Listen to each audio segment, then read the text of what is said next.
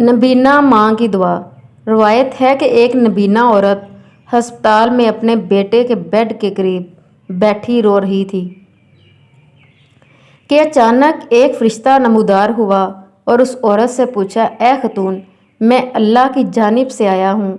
अल्लाह चाहता है कि आपकी कोई एक आरजू पूरी करे। अब बोलो, अल्लाह से क्या चाहती हो? औरत ने अपना चेहरा फरिश्ते की सिमत करके कहा, अल्लाह से चाहती हूँ कि मेरे बेटे को शिफा याब करे। फरिश्ते ने कहा, पछताओगी तो नहीं? हरगिज़ नहीं। औरत ने फ़ौरन जवाब दिया, लो, अल्लाह ने तुम्हारे बेटे को शिफा बख्श दी है, मगर तुम अपनी आँखों की बनाई वापस लाने की भी तो आरजू कर सकती थी। वो औरत मुस्कुरा कर बोली, तुम नहीं समझोगे।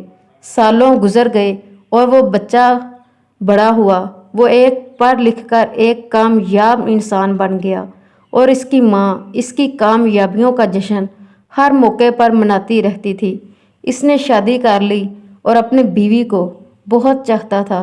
एक दिन वो अपनी माँ से कहने लगा, माँ, मुझे नहीं पता कि ये बात मैं आपको कैसे बताऊं, मगर मसला ये है कि मेरी बीवी आपके साथ एक घर में नहीं रह सकती। मैं चाहता हूँ कि एक अलहदा मकान खरीदूँ जिसमें आप रह सकें। माँ ने कहा, नहीं बेटा, इसकी ज़रूरत नहीं है। मैं जाकर अपने हम उम्रों के साथ एक घर में रहूँगी, तुम फिक्र ना करो, बहुत अच्छी गुजरेगी। ये कहकर वो बेटे के घर से निकल गई और एक कोने में जाकर बैठकर रोने लगी। वही फरिश्ता फिर नाज़िल हुआ और कहने लगा, ए माँ, देख लिया आपके बेटे ने आपके साथ क्या सलूक किया। अब आप पछता रही हो, चाहती हो कि उसे बद्दुआ दो। ना मैं पशेमान हूँ और ना उसे बद्दुआ देना चाहती हूँ। तुम कभी इन बातों को नहीं समझोगे, लेकिन एक मर्तबा अल्लाह तुम पर मेहरबान हो रहा है और तुम्हारी एक आरजू पूरी करना चाहता है। मैं जानता हूँ कि तुम अपनी आँखों की बिनाई वापस हासिल करना चाहती हो। कहो, क्या मेरा अंदाज़ा दुरुस्त है?